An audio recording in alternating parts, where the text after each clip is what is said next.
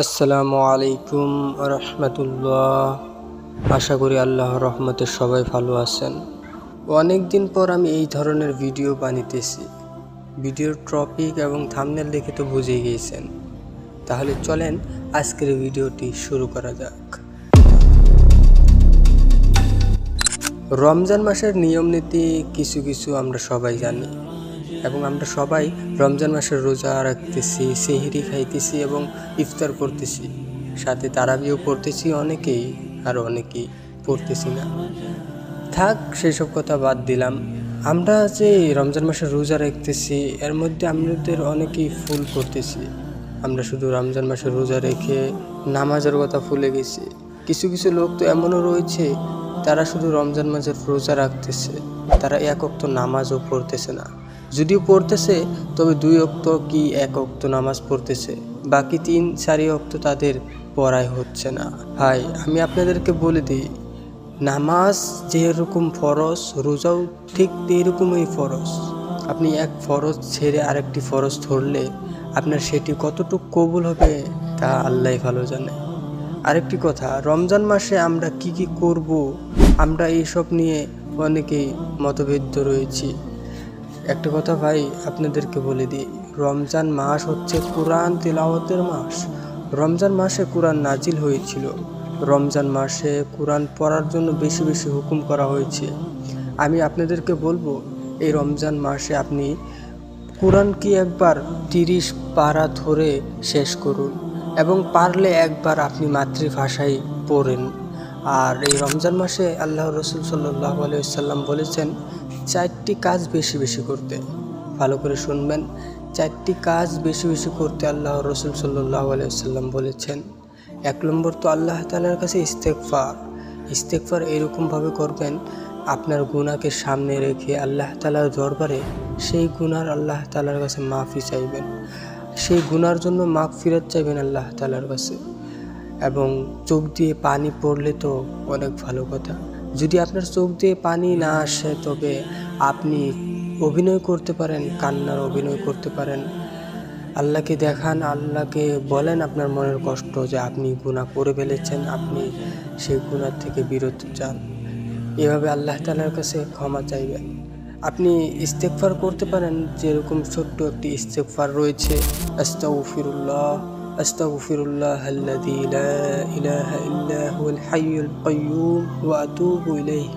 এই ইস্তেগফারটি করতে পারেন। দ্বিতীয়ত, আপনি আল্লাহর রসুলের শানে দুরূদ পাঠ করতে হবে। আল্লাহর রসুল সাল্লাল্লাহু আলাইহি সাল্লামের দুরূদ পড়ার জন্য হুকুম করা হয়েছে এই রমজান মাসে। এই রমজান মাসে আল্লাহর রসুল সাল্লাল্লাহু আলাইহি সাল্লামের শানে আপনি বেশি বেশি দুরূদ শরীফ পড়বেন।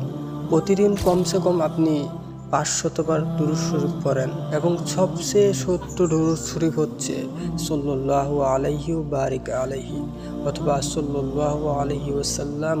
আপনি এই দুরূদ শরীফটি বেশি বেশি পড়তে পারেন এবং নামাজে যেই দুরূদ পড়া হয় সেটি পড়লে তো আরও বেশ ভালো কথা। সেটি হচ্ছে সর্বোত্তম দুরূদ শরীফ।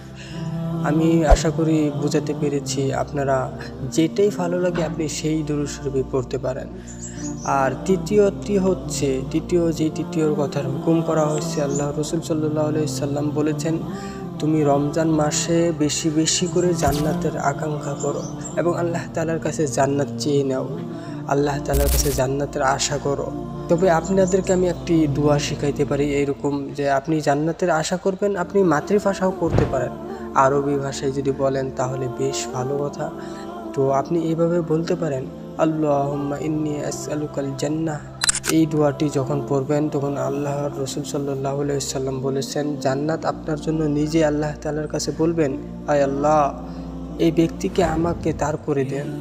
জান্নাত নিজেই বলবেন জান্নাতকে আপনার করে দেওয়ার জন্য। সুবহানাল্লাহ। 4 নম্বরটি আল্লাহ রসুল সাল্লাল্লাহু আলাইহি সাল্লাম বলেছেন যে আপনি এই রমজান মাসে জাহান্নাম থেকে বেশি বেশি করে পানাহ চান। আল্লাহ রসুল সাল্লাল্লাহু আলাইহি সাল্লাম বলেছেন, জাহান্নাম থেকে বেশি বেশি পানাহ চাও। এই রমজান মাসে আপনি যদি জান্নাতে যেতে চান তবে জাহান্নাম থেকে পানাহ যেতে হবে। বেশি বেশি জাহান্নাম থেকে পানাহ চাইবেন, আল্লাহর সাথে কথা বলবেন এইভাবে যে আল্লাহ, আমাকে এই জাহান্নাম থেকে মুক্ত করে দাও। আমি জাহান্নামের আগুন সহ্য করতে পারবো না, এই জাহান্নামে আমি যেতে চাই না। তুমি আমাকে মাফ করে দাও, আমার জাহান্নাম থেকে বাঁচাও, আমাকে জাহান্নাম থেকে হেফাজত করে দাও। এইখানেও আপনি আরবি শব্দ ব্যবহার করতে পারেন এবং একসাথে জান্নাতের আকাঙ্ক্ষা এবং জাহান্নাম থেকে বাঁচার দোয়া রয়েছে।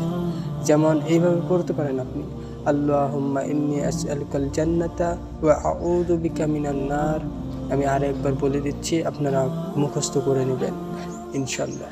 আল্লাহুম্মা ইন্নী আসআলুকাল জান্নাতা ওয়া আউযু বিকা মিনান নার। আল্লাহুম্মা ইন্নী আসআলুকাল জান্নাতা ওয়া আউযু বিকা মিনান নার। এই দোয়াটি যখন পড়বেন একসাথে 2টা কাজ হয়ে যাবে। আশা করি আপনারা এই রমজান মাসে এই 4টি কাজ বেশি বেশি করবেন। আর সবাই ভালো থাকেন, আল্লাহ তাআলার কাছে দোয়া করি। আসসালামু আলাইকুম।